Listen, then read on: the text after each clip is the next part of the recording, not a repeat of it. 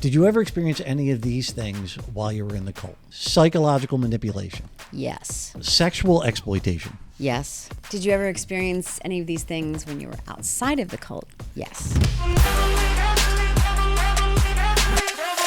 So, So, in the hot seat, thank you so much for joining us. a big we day. have Lisa Kohn, big day. Wayne, Pennsylvania. Wayne, yeah, she made able to Mainline make it to Studios. studio. She Right. walked to the studio. This is a first for us. Lisa is a keynote speaker. She is an author, and what she speaks on, she tells her story, and her story is unbelievable. She's written her a book. story, there's her book. The story is about the her Moon and life, back. as you see, in the cult. We can call it a cult. It's been called the Moonies, where her mother got her in at the age of 10. Her mother joined and, of course, took her children with her. And this story arc of Lisa's life with her mother, her father, the church, and everything else that follows, everything involved, is unbelievable. It's a great story. And we It's can't a great wait. story and an awesome book. I couldn't put it down. Yeah, you read it in like half a day. Well, I so didn't read far. all of it yet, so Yeah, but, I I'm mean, sure I there's think stuff you that just Lisa's picked it going to up tell and me. You just Yeah. buried through it, right? No, everyone. It's a good book. Awesome. Yeah. All right, well, let's go, Lisa. Hello. How you doing? Hi, Welcome to the Lisa. show. Thank you for having me. I'm thrilled to be here. Psyched to be here. Yeah. Really, really awesome to meet you today. So, this is called To the Moon and Back, A Childhood Under the Influence. Why did you name it that? I was running one time and my friend came up with To the Moon and Back because I was a Moonie. Yeah. And it's the story of going in and the story of getting out. And then a childhood under the influence. And it's just, I was under the influence in the church and the cult. I was under the influence in many ways other than that. So it all fit together when I needed a title when I finally got a publisher. Could Yeah. you explain to our audience what the Moonies are for someone who doesn't know? A lot of people now don't know. Like the line I used, the best seats I ever had at Madison Square Garden were at my mother's wedding because my mom got married on July 1st, 1982 with 2,074 other couples. It was like one of the biggest cults in the 70s and like the American age of cults. It's a religious cult. Reverend Moon, Sun Myung Moon, is a self-proclaimed Messiah. Jesus came to him when he was 15 and asked him to finish Jesus' mission on earth. It's a mixture of Judeo-Christian thought, like the Old Testament, the New Testament, the divine, then with a lot of Eastern philosophy and stuff wrapped in there, but just a brilliant narcissistic leader who could control a lot of people's brains. Very charismatic in a very Korean way, which if you don't know what that means, you don't know what that means, but like going like this and speaking Really? and kicking and whatever, but He was Korean? He was Korean. Korean Yes. is the language spoken in the kingdom of heaven. Okay. So you all should learn some of it. Sure. For when you Right. die, if you want to get into the kingdom of heaven, you do need to speak Korean. So I could tell from when you were talking about Reverend Moon, Yeah. your body language, your tone, everything is like Yeah. you're out. You're totally out. Yeah. You do not believe.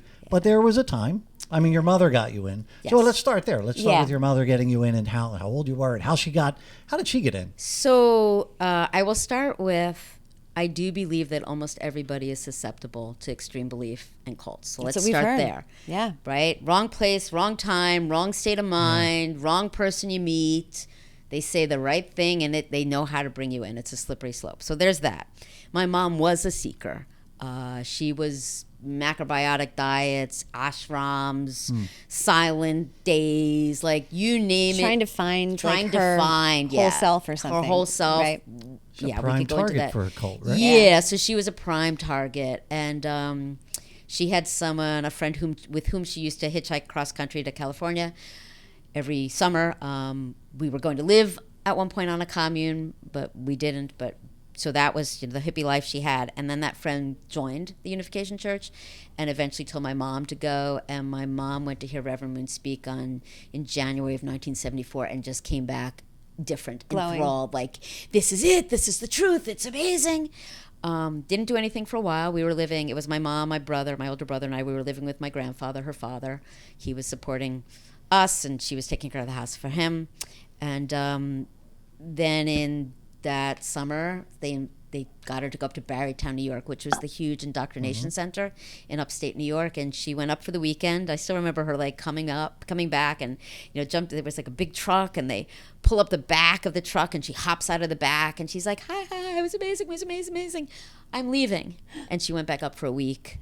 And again. She basically says she spent that whole summer mostly there because that's what happens when you get caught into it and how they catch you into it. And then somewhere in that summer, we were like, take us. And so she took us up to Barrytown for the weekend. And I still remember driving up to the big building. It used to be a theological seminary. It was like Christian's boarding school. There were these two men. Their names were John and Wayne. And they're like, just remember us as John Wayne with the big Mooney smiles. Wow. Everybody was so loving. And we walk into the building and we go into this huge gymnasium and all the women, all the sisters are on the right side of the room on the floor and all the brothers on the left side of the room on the floor.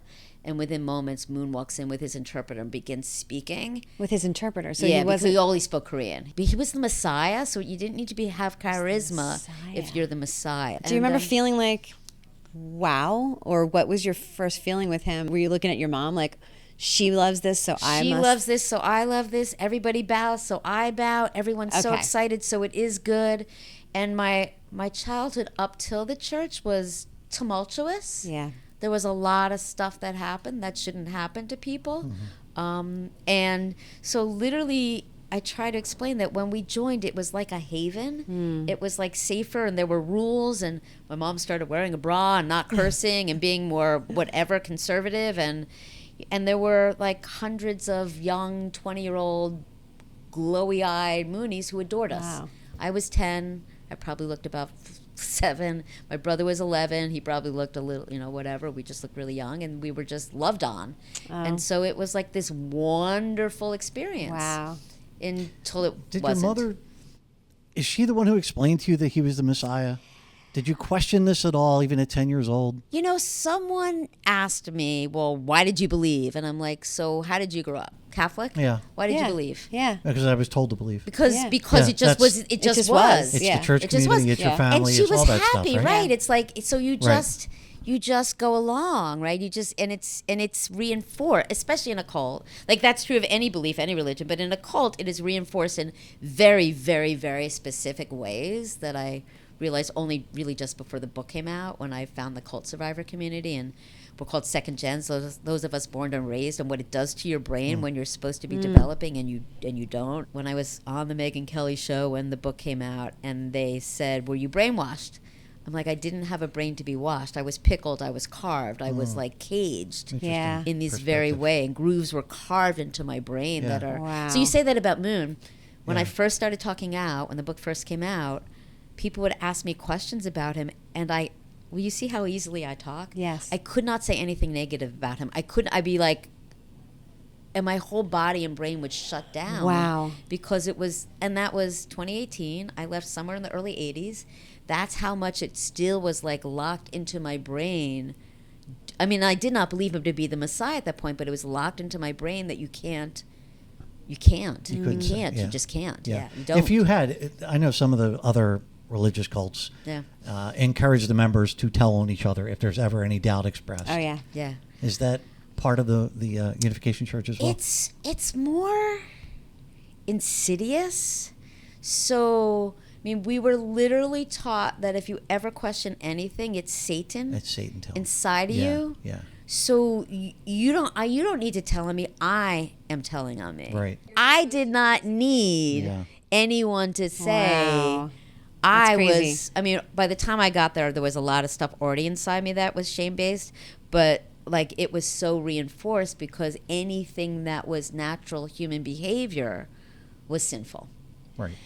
So so that's the torment part, right? Yeah. But you talked about this ecstatic comfort Yeah. that Yeah. you had. So Yeah. because your life was so tumultuous up Yes. to that point, Yes. that's where you felt this. Yes. My mom joined in July, whatever, of 74. By January of 75, she sat us down and said, I think I need to be more involved, my brother and I. What do you think I should do? What do you two think I should do? And we said, you should leave us. And so she left.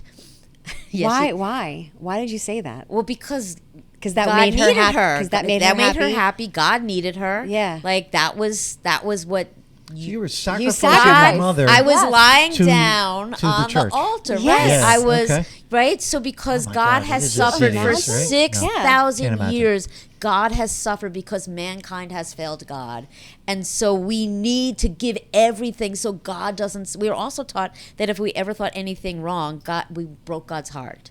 Like, so I knew. Wow. So not only did I tell my mom to leave, but if I missed her, when I missed her, I was sinful. felt bad about it. I felt bad about it. So I learned never, like, so it's Wow, that's emotional that's and torment. mental. Yeah, Right, yeah, it is. yeah. It's really, It sure is. but Yeah. it's insidious. So it was this haven, and so it's only when I got out that I look back, because when you're there, you don't think this is torment. You think I am failing God. Wow. It's not torment. Like, maybe this is the wrong thing to say. Sorry to No, everyone. But when say people it. tell me that they grew up in like evangelical Christianity, which is also very similar. Those of us born and raised in anything are very similar. But when people say I was afraid I would go to hell for what I did, my first thought is, if only it was just going to hell, that would have been fine. It was breaking God's heart. That's a lot That's to put a on lot to put on a anyone, 10-year-old. especially a Especially a 10-year-old, kid. a kid. Yeah. Yeah. So Wow. it's brilliant. It's Yeah, brilliant. but it's awful. It is brilliant. It's Awful. manipulative. It's awful. Yeah, it's brilliant in manipulative. its manipulation. We know that one of the first tactics is love bombing to Yeah. get Yeah. people in the cult. Hell yeah. And now I don't know if it's love bombing like Jesus loves you, the Messiah loves you, or is it you're amazing and you're so pretty and you're so, or maybe it's a great combination of both. If these people have their own self-love, is that a shield against the love bombing? I would think it would be. But Like, my certainly a own 10-year-old deep wouldn't self-love is I don't want to say how old I am. Right, I'll be 62 in September. You So look it's a great. long time. Yeah. And my deep self-love has grown over the decades, but it's really kicked hard. And Yeah. a lot of healing work I've done recently. It is so gorgeous inside, and I adore myself, Yay. and I can just say that, everyone. I have this love affair with myself, and it's great, and it was such self-loathing and self-revulsion. I cannot explain what it was inside me. But I think that if anyone does have that sense of self, they would be less susceptible. The love bombing is just like, have you ever met someone and they pay only attention to you and they just like make, I hope you don't, but I hope my you wife. do. He doesn't need it. Right. But like, so it's this sense Enough of self-love, believe me. Like in the end of the book, I go back. So I was best friends with Moon's daughter. And then Not now. I was connected with her again recently until the Netflix documentary came out like 2 weeks after I saw her, where I Were you in that? how to become a cult leader. I was, yeah. Oh, I gotta watch that. It's one of those tongue-in-cheek things, so I have mixed feelings about it. Okay. You talk about how your life was tumultuous before you went into the cult. And I Yeah. think for people who listen to this podcast, they might be like, how can I not get into, Yeah. how can I make sure that my children or that I not don't get in a cult? susceptible. But there was a lot of things that you went through and your parents were different, right? So your mom, you never called mom. Nope. It was Mimi. Mimi and Danny. Mimi and Danny. My kids call her Mimi, which is funny, but it was Mimi and Her Danny. mom was mom. Her mom was mom, yeah. Her dad was Pop, yeah. Her dad was Pop, but Yeah. she was Mimi and Danny. Yeah. And it was a very non-traditional Hippies. sort of Yeah. upbringing. Yep. There's this palpable love for your mom. Like you really just wanted to like be in her world and be around her, and you know. It's all I wanted. And yeah. then Danny, your dad, was just sort of like amorphous. Would show up here, show up there, not show up, not be around. Yeah. What other things from your childhood can you tell us? For years, my therapist would say, "I think you'll finally get better when you realize how bad it was." Because I'd be like, was my childhood Right. bad? Yes. Was it bad? Like I know, like I wrote a memoir, but was it bad? Like whatever. I know what 'Cause you're we saying. And I've had these realizations. One of them being the amount of violence I experienced and saw well before. Right. And so I'm with my, best friends from high school who've known me decades. And I say that and they say, well, like what? And I'm Right. like, well, so there's the time as I'm writing the book, I'm at the gym and I'm on the bike and I'm texting my brother and we're having a discussion whether my mom's boyfriend, who I now found out beat her so badly she went to the hospital. So in this situation, we're at her friend's house. Excuse me, everyone, trigger alert, right? We're at her friend's house and he is either has a knife to her throat or he's choking her. And this is what we're discussing while he's naked on top of her, raping Oh her, my saying, God. get the kids out of the house or I'll kill her. Wow. And I say this to my kids and they're just like, Wow. Yeah. Right. Yeah. But like, Sounds like I'm like, I fiction, still right? haven't dealt with that in therapy. Like, we still got to go there, right? So Yeah. there's like, Yeah. So like, and not that made me susceptible, but it's part of. I mean, when I look at how long it's taken me to unwire some of what happened to me, it's this sense of, one, my personality. I'm like I've always like, when I wrote the book, I was like, I decided to be loving in the church, and that's why I'm this way. And I got in touch with Moon's daughter and my other friends, and they're like, no, you were always like that. So I have a big, effusive, loving, accepting heart. I like Love Embodied is my nickname. I, love yourself first, most always is my tattoo. Like I said to someone yesterday, I love on you in all the appropriate ways. I love to love on people and just shower love. It's me. So the combination of me and then maybe all the violence and the fact that I was molested, and was that another one of your mom's? That was the same boyfriends, one. the same Which guy? I said that to her. What a She great was like, dude. "Well, that makes sense. Yeah. That makes sense." I was like, "Yeah, okay." So like all of that wrapped up in the church, and then a lot of stuff that happened in the church, right? Like you said, were you like sexually manipulated or whatever? And like it took a friend, another second gen who read it, was like, "Oh my God, you were groomed by so many older men," and I was like, oh, that's what that was. Wow. Right. Yeah, you didn't realize. You don't I even didn't realize it. it. You don't realize it when like the It's the 29-year-olds are like all over you when you're 16 in a cult where it's illegal, like whatever. Yeah. So all that wrapped together took a really, really, really long time for me to uncrack my coping mechanisms that do not serve me anymore. There's a story about how you were in New York City and you're going to your dad's bar, I guess, it's in the book, and your brother runs through like a red, He crosses on the red light on, if you know on the New red York light. City, on 8th Street How and old were 6th you? Avenue. Maybe like 8, but you didn't want to cross the... I was like the reaction to my parents' every way, not like hippie lifestyle and all of it, right? I was just this straight-laced How little did you like controlled have that kid. in your brain? I think it was my coping It's nature. mechanism. It was like You knew it wasn't good. very Then they went to the tight. bar. Yeah. And they didn't know who their dad was. It takes me forever. I finally realize where I am, the playground that's not there anymore, and I get my way to Broome Street Bar where he's 8 working. years old. 8 years old. And I'm like, okay, I found it. I'm going to be okay. And I walk in, and there's this strange bald-headed man behind the bar who is my dad, who shaved his head like 2 nights earlier. He's a character. But like, and so he comes up and he's like, Twink. And I'm like, Danny? And at the same time, my brother Robbie, is at the other end of the bar crying because he has not realized this is our father. And he lost thinks his he's little alone? sister Oh, my in God. New York City. So I'm lost, but he's like, I lost my sister. So yeah, and then that was my dad. Well, you spent half the time, I don't know if about half, but half the time with your mom and half the time with your dad. What was it like living with him? Because he was It's scary. Yeah. scary. Yeah. It's Yeah. scary. Yeah. Yeah. I once said to my brother, like, how did we go back and forth? And he said, I don't know. I don't wasn't know. there. Yeah. Oh. That's exactly like you just kind of shut down. Dissociate. Yeah. Because on one hand, you're like, this is the Messiah and this is all these rules and structure and it's truth. It's the truth. And then you live with Satan. Yeah. It's He does all the things he that does you're not all supposed the to do. things you're not supposed to do. Oh, like my God. He's doing the drugs. He's doing the drugs in front of you. He's Yeah. cursing. He lives this awful lifestyle. He's, he used to Giving your brother pot at 10. Yes, he had my brother smoking pot at the age of 10 because his friends thought it would be funny. So my brother would get higher than my father when he was 10. Wow. Yeah, so like that's the thing about having kids. Like the bar is so low with my parents. I totally did better. That's crazy because you have the 2 different worlds. You're probably Back and wondering if forth. your dad's going to hell. You know he is. I know my dad's going to hell. So you're scared for your dad. Yes. And your mother's in this place that you think is... and she's going to go to heaven. And and you don't get to see her and you don't get to be with her and you're guilty, sinful when you miss her. Wasn't there a story about your dad babysitting you with a bag of cocaine or Oh, no, that was So in- this that was is in college. older. This is Yeah. So the best seats at Madison Square Garden, the best cocaine I ever had was from my father's friend, the judge. He was a bartender at Raoul's restaurant in New York City, and the first time I showed up at 18 and out of the church, he got me plastered on champagne because he was so happy to see me drink. Doesn't everybody's dad do that to them? I came home from a semester in Scotland, and my boyfriend at the time had started dealing cocaine.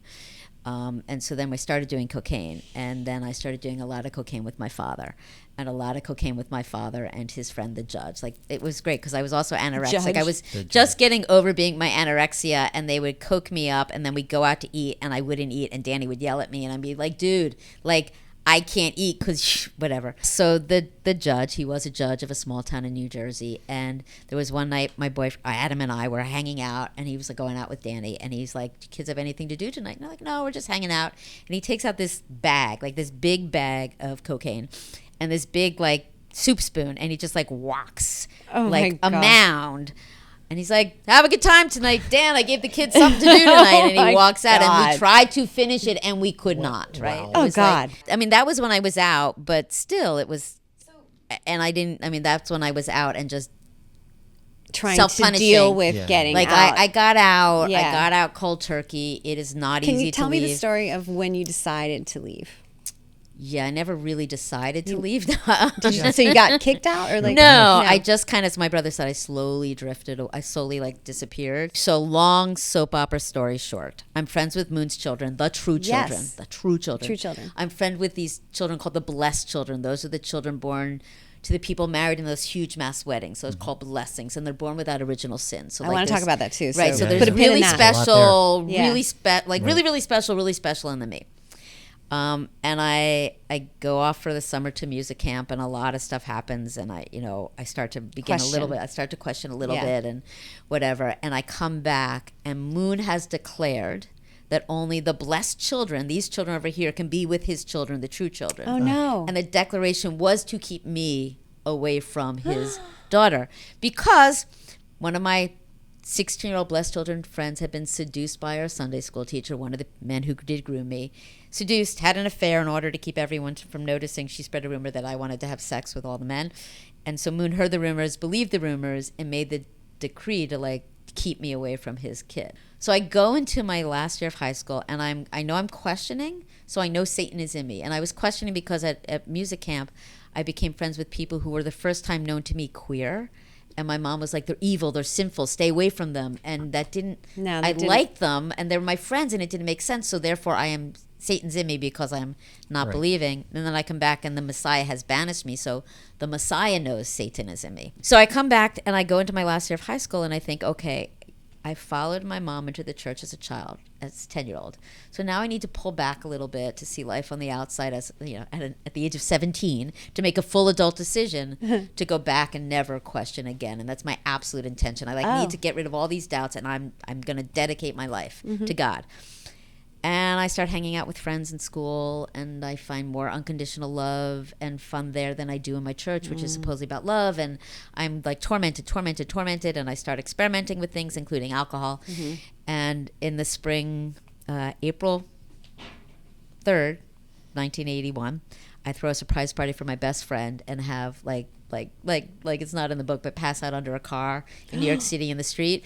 Too much to drink? Yes, I did. My brother found me under the car. Adam, who became my boyfriend, Adam kisses me at this party, and I kiss him back because I'm so drunk. And then the next thing I know, I start dating him, which is like, it's you're you not can't. supposed to do there's that. like, there's no, that's sinful. Yeah. And so it just becomes this process, and I believe the forces against us pushed us into love, and like it just, I mean, we went out for 4 years, and he's still a really dear friend of mine. I still like, we're still very close, and I still love him, in that old way, whatever. But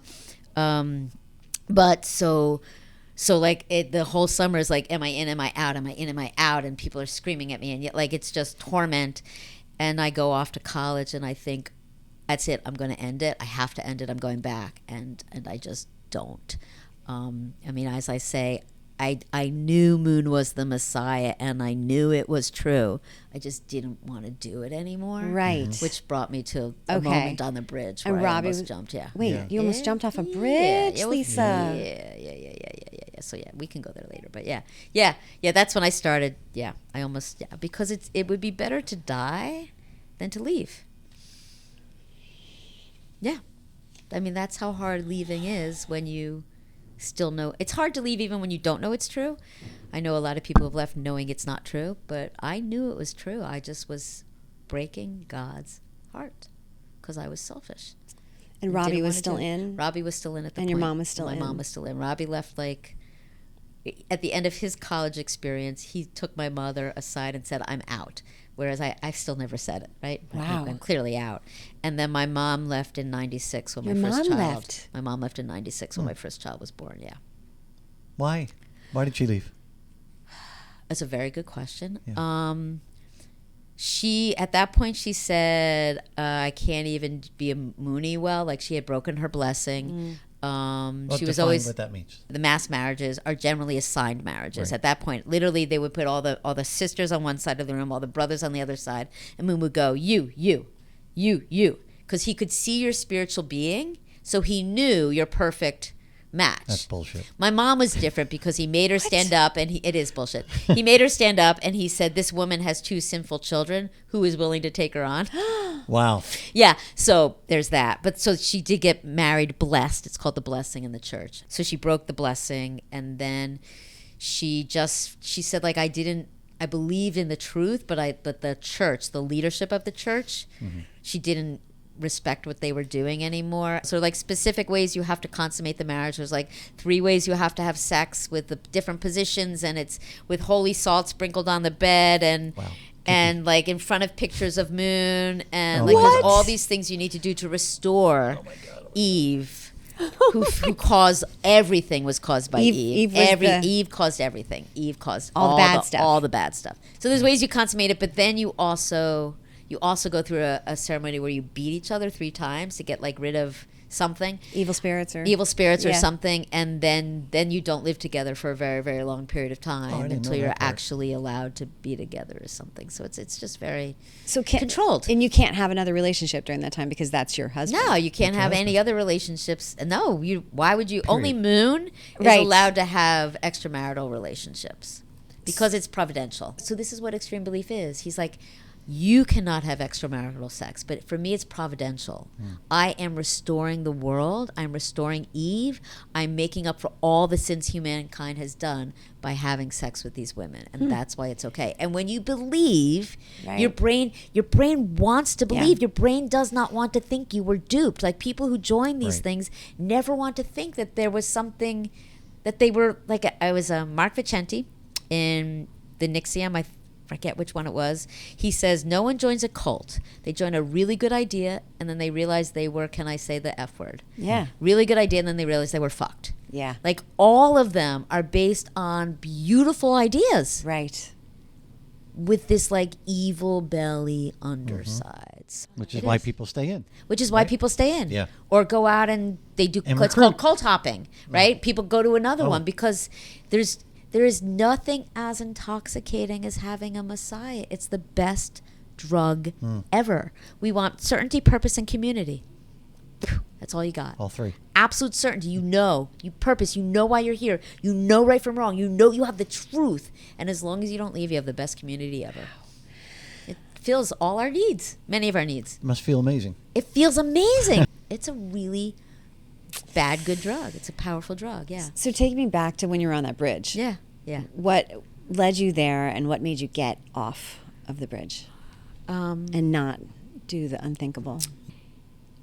I didn't want to be in, and I couldn't figure out how to leave. Like, I kept saying, what if it's right? What if it's right? What if it's right? Like, I know it's right. I couldn't fail. Like, I couldn't do it, and I couldn't not do it. I just didn't want to do it, and it really was a sense of, it would be better to die to my physical death than to die my spiritual death, and to like I have the Messiah, I have the truth. God's heart has been broken for 6,000 years. You know this, and you are saying no. Like, how can you? Yeah. And so it was, and to this day, I don't know what got me not. I mean, I had the people I reached out to for support were like the men who groomed me in the church. I had really weird anchors of help and love. In my healing journey, I finally have met my backbone, and I have a part of me that just survives. My second year at Cornell, I am anorexic, and I finally do go see a therapist. Like, literally, my dad steps in, like, brings me Danny. home. Danny steps in. Yes. You know, Out of character. The thing is, my mom, I love you, cannot show up to this day, cannot fully show up as a parent. Danny can't say I love you until the very last 6 months of his life when I cracked him open and gave him a lot of drugs. He was in a lot of pain. And, but showed up. Yeah. Took care of you. did like, so I have one who loves you but can't show up, and one who can't say I love you but shows up.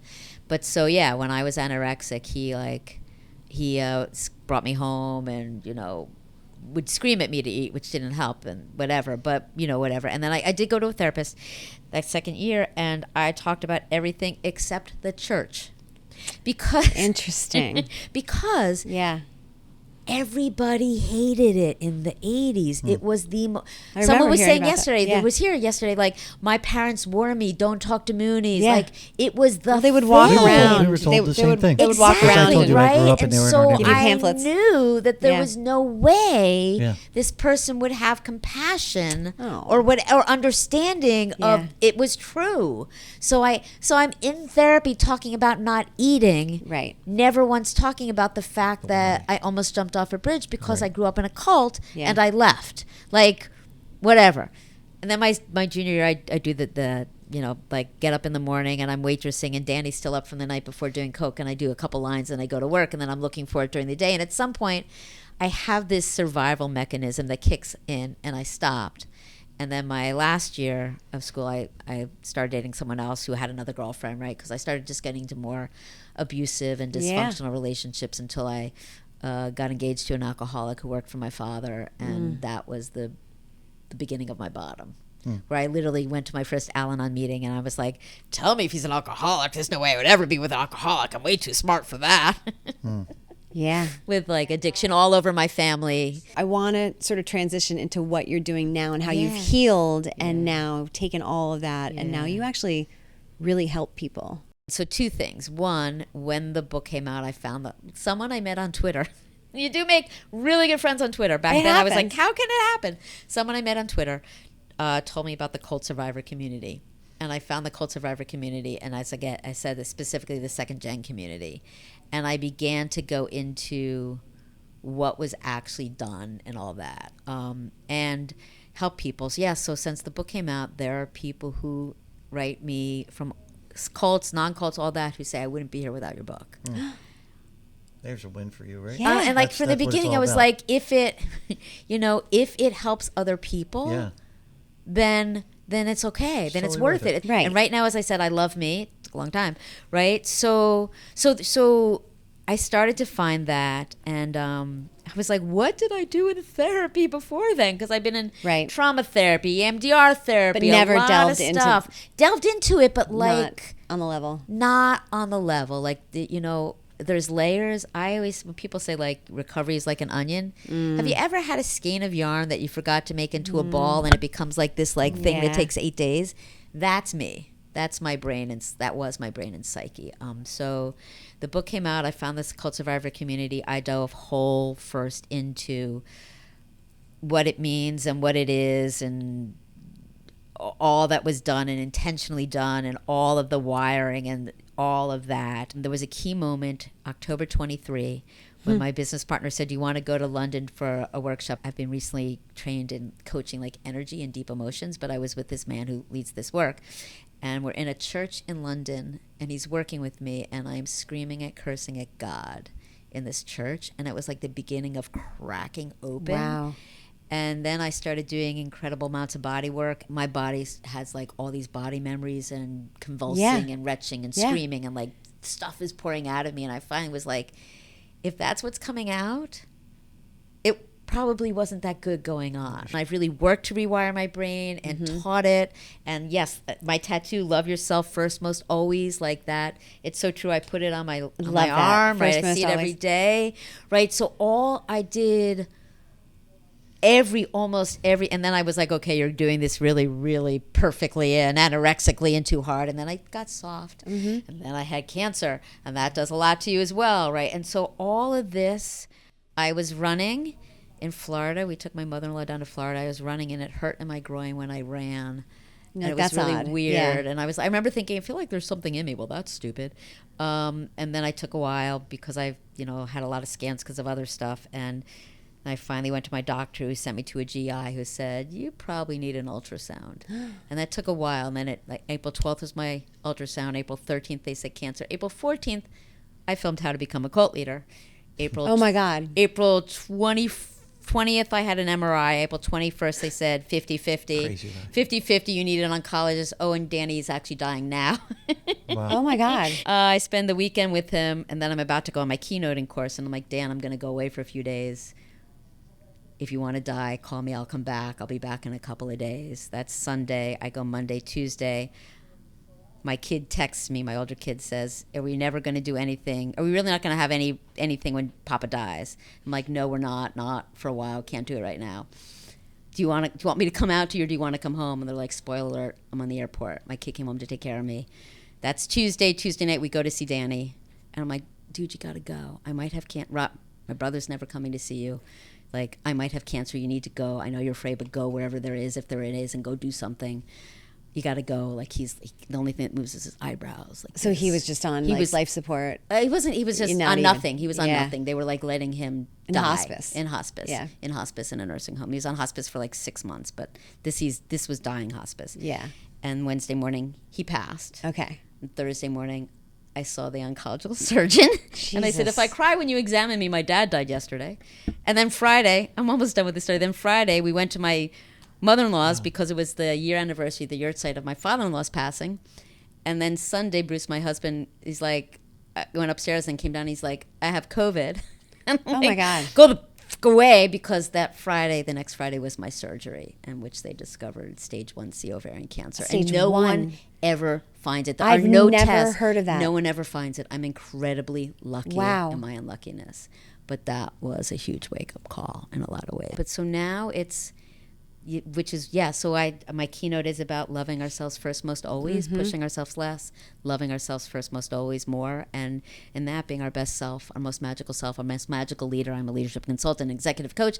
I use this with all my clients, right? Really, when we take care of this, when we really love this, the good, the bad, the ugly, all of it, it gets really good.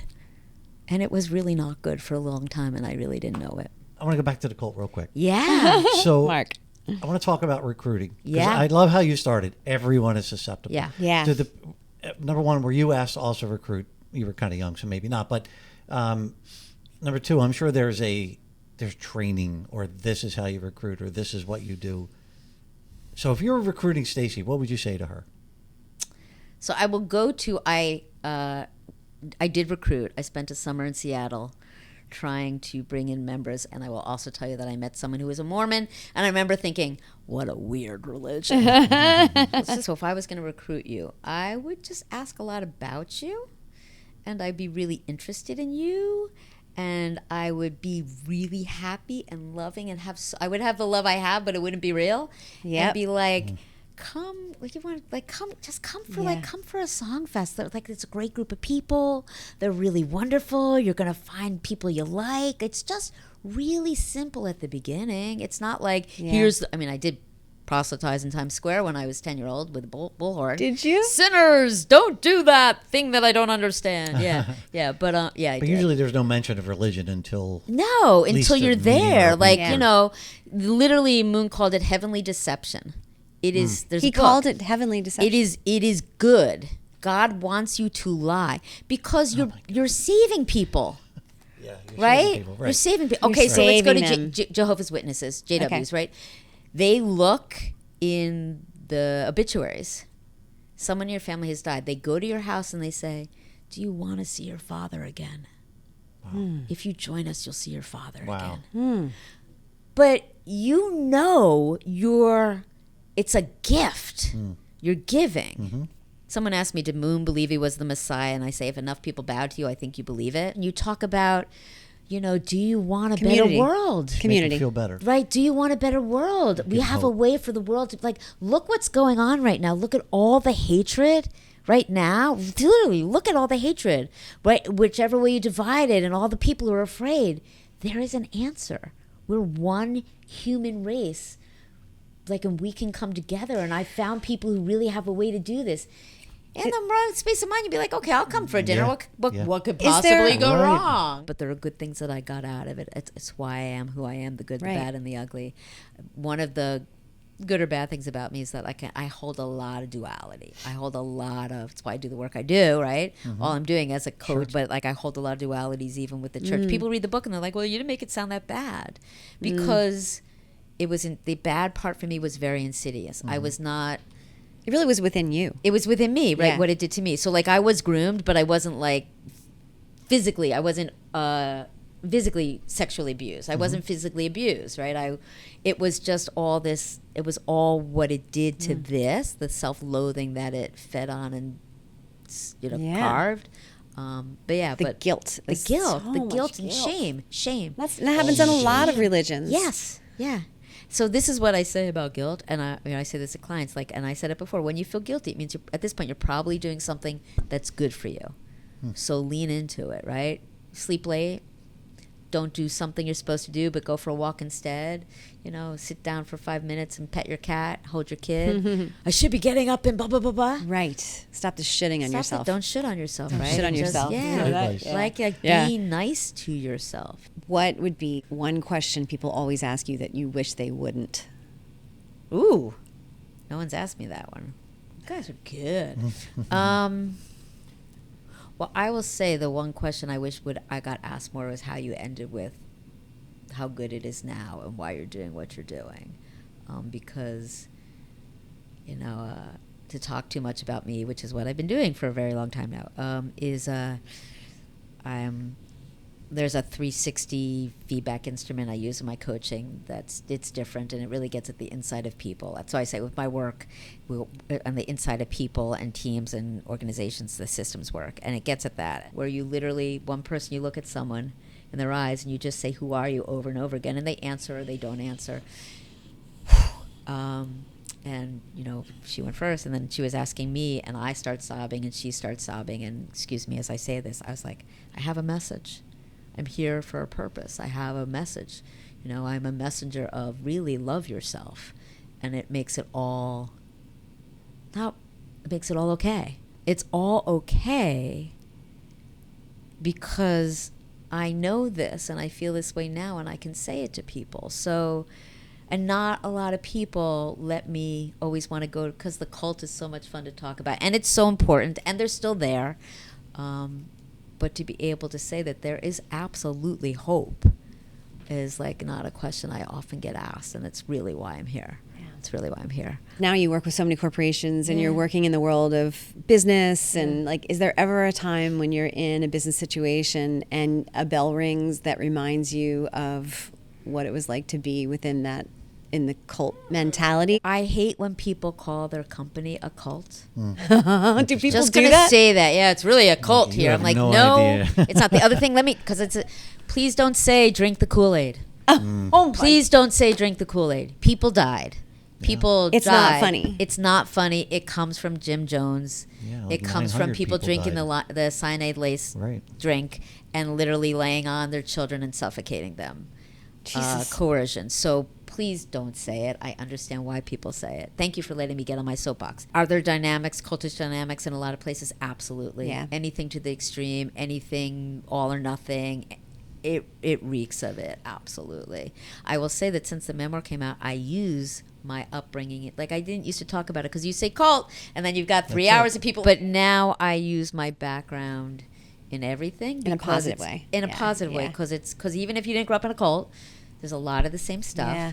And then my business partner has been wonderful, but she did question, like, it's now on my bio, like even before my website got launched this week for the keynoting and just Lisa Kohn. And but even before that, I was like, I'm going to lead with this. I want to do this. I want it on my bio. I want it to be first thing. And she was like, yeah, why? Like, we're this. And then we were coaching for a Black leadership program, and we were getting trained in an instrument that we were using. And so it was all virtual, but it was all coaches and the client getting trained in this one instrument. And we were doing introductions, and coaches can be very whatever. So somebody goes first and they're like, share a bit about themselves. And I'm always like, do I share it? Do I not? Is Right. it going to be helpful or Sure. not? And this person did, so I shared something about cult. And God, I cry every time I say this. And so I finish, and somebody starts to go third, and one of the clients jump in, and he says, I have to go next. I grew up in a cult, and I've never said that out loud in a business setting before. And I text Robin and I'm like, that's why. Oh my I God. do it. I just got goosebumps all over my body. Because it freed him to be able about to that? acknowledge that. And because I will talk about almost anything clearly. Right. Few things that are off topic, but are off whatever. But because when I admit my secrets and my shame and my dirty secrets, then other people admit theirs, and then they lose their power. There's a lot of shame in growing up in a cult until you finally say it, and people are like, "Wow, yeah, me too," or whatever. Like the whole There's like when we hold it inside as if we're the only one, which is part of the way they keep you in all these things. Is they make you think if you say it, like everyone will hate you or whatever. So you don't say it, and then you suffer. So, yeah, it's beautiful. Your whole message of anyone can heal. Yeah. You were just talking about it's interesting because you've gone through so many things. There are people out there that went through one thing. Yeah. One of your things, whether it's the relationship with their parents or the sexual assault, and pick one. They went through one, and they're having trouble healing. Yeah. So hearing the message from you, anybody can heal. Look what I've been through, and look where I am now. Yeah. Yeah. That's great. Yeah, it's wonderful. Yeah. Wow. So, what's next for you? I know you want to get out there on the speaker circuit. Like, how can we help you sort of get your message out? That's a good question. So, next is, my business is still there, Chats with the Consulting Group. But, my goal is really to get out on as many stages as possible because, when I trained in performing on stage, and a lot of people were like, not feeling comfortable with going out and like saying, I'm ready to do this. And I'm like, when you have a message, it's not about me. It's like, so will true. it be fun to be on stage? Yeah. Did I always want to be actor? Absolutely. Do Oh, I really? love I'm a ham? Oh, yeah. But it's about a message. So, anybody who knows anywhere where they need someone who will make you laugh with all my stories, but also share a little bit of heart, that would be me. How can they reach you? Now it's really easy if you can spell my last name, which is the hard part, which is K as in kite, O-H-N as in Nancy. It's LisaKohn.com. LisaKohn.com. I finally Did it. got Yeah. that. Did Like, it. I tried it. It's a nice website too. I've been on it. Yeah, it looks good. Thank Yeah. you. Yeah, I had so much fun. And Look, the- and it the gets book- and the book's tiring. still available? The book is still available. Yes, if you go on the website, or if you live in this area, you can go to Main Point Books, which is the bookstore 3 doors down, where I have Yes. my Beautiful thing. bookstore. Beautiful bookstore, and I will sign it for you. Oh my God, I could talk to you for like Great LisaKohn.com. conversation. 2 days. Yeah. LisaKohn.com. Love the work that you're doing. Thank you. You've Thank gone you. through a lot. Thank you for and- sharing. Yeah. Thank you. Thank you having for everyone me. who's going to hear your story, Yeah, and who thank knows you. who we're going to help Yeah. as a result. Yeah. Thousands And I of people do watch mean this like reach podcast out and- to me. I really, Lisa at LisaKohn.com. Lisa Kohn Writes, the verb writes is my Instagram and stuff. But and I'm on LinkedIn.